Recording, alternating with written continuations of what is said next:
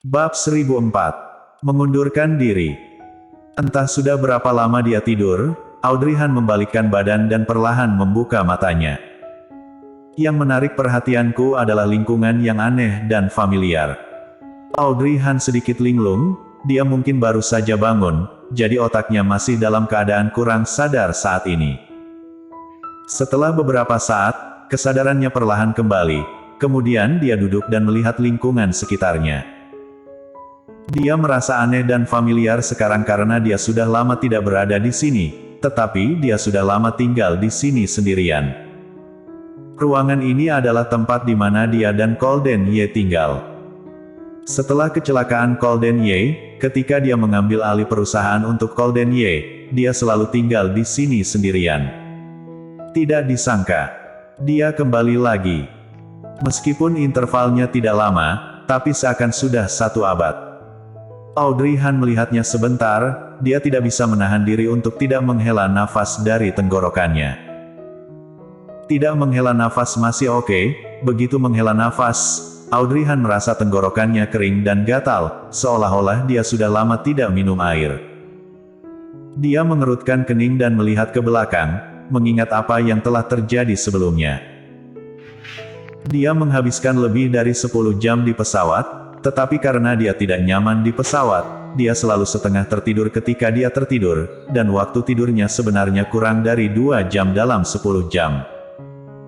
Jadi setelah keluar dari mobil dan setelah makan, dia sangat mengantuk sampai dia tertidur.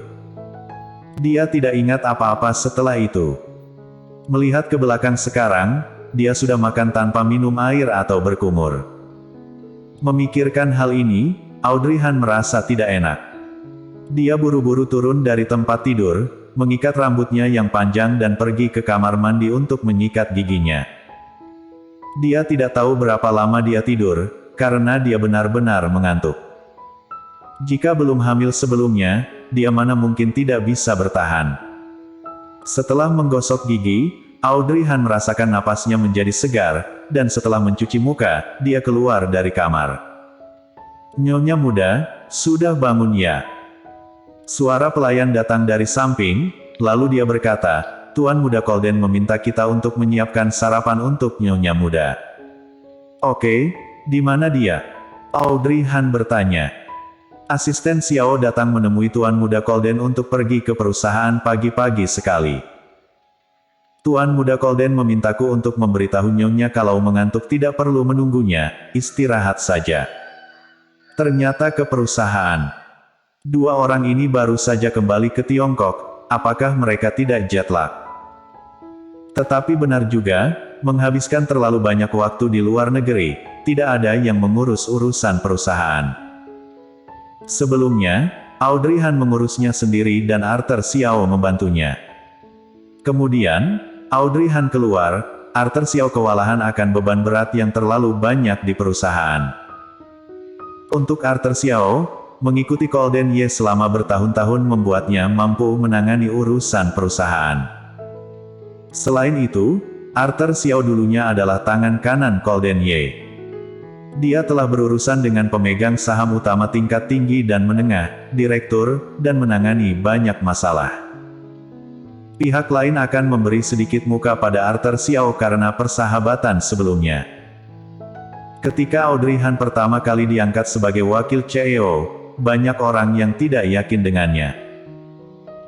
Belum lagi para manajer tingkat menengah dan tinggi yang ditarik oleh Davin Ye, bahkan mereka yang tidak tertarik pada masa lalu pun merasa tidak puas dengan pekerjaannya dan pergi ke kantor untuk membuat keributan. Pada awalnya, Arthur Xiao menekannya untuknya. Untuk Audrey Han pada saat itu, kemampuan pemrosesannya tidak begitu kuat.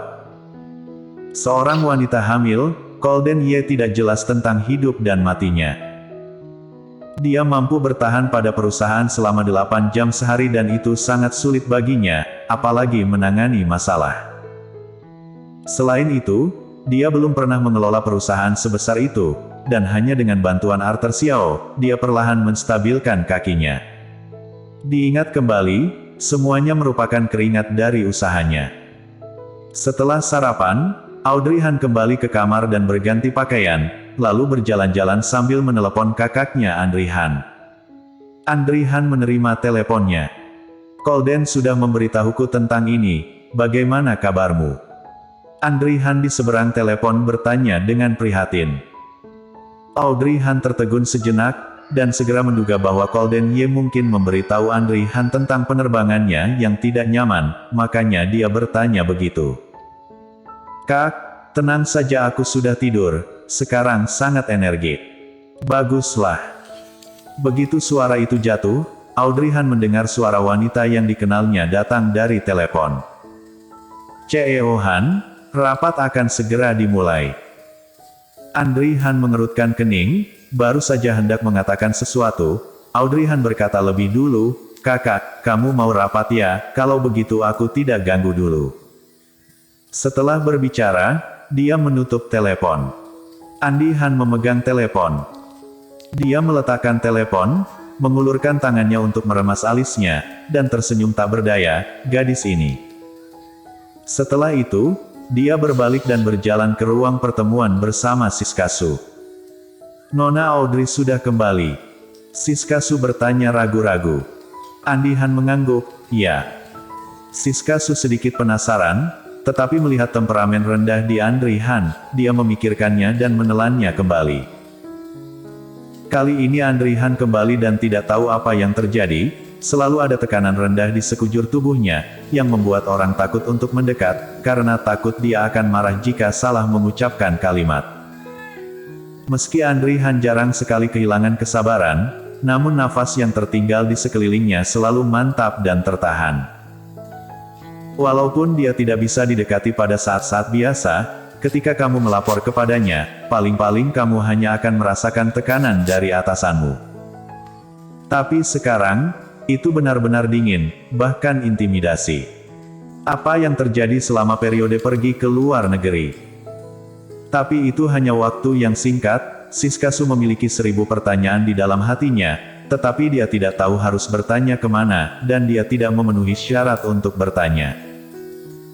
Namun barusan, saat Andri Han menjawab panggilan Audrey Han, aura mendominasi di sekelilingnya kembali berkumpul, digantikan oleh toleransi dan kepedulian terhadap kerabatnya. Setelah menutup telepon, pulih kembali. Apa yang terjadi? Aduh. Setelah Audrey Han menutup telepon, dia duduk di tepi air dengan bosan. Saat ini musim dingin. Alih-alih meletakkan kakinya di air seperti sebelumnya di musim panas, dia hanya bisa duduk di tepi air dan berjemur di bawah sinar matahari sambil menyaksikan pemandangan laut. Audrey Han melakukan panggilan video ke Glenn. Ibu dan anak itu berbicara lama, lalu Jerry Yuichi datang mencari Glenn. Kemudian panggilan itu berakhir lagi seperti ini. Setelah menutup video, Audrey Han merasa seperti mengantuk lagi, jadi dia kembali tidur. Dalam beberapa hari berikutnya, Audrey Han menghabiskan setiap hari dengan membosankan seperti ini, benar-benar lupa tentang memiliki perusahaan. Sampai Gita mencarinya dan mengatakan bahwa dia ingin mengundurkan diri. Audrey Han baru ingat hal penting ini. "Oke. Kenapa kamu ingin mengundurkan diri?" Audrey Han memandang Gita dengan bingung, "Bukankah perusahaan mengelolamu dengan baik sekarang?" Gita menggelengkan kepalanya dan menghela nafas, "Aku sudah lama tidak bertemu orang tuaku, jadi aku ingin mencari mereka, mungkin untuk waktu yang lama aku tidak bisa mengatur urusan perusahaan." Audrey Han mengerutkan bibirnya, tetapi tidak menjawab. "Audrey, aku tahu aku sangat keterlaluan karena mengajukan pengunduran diri sekarang, tapi..." Bersambung.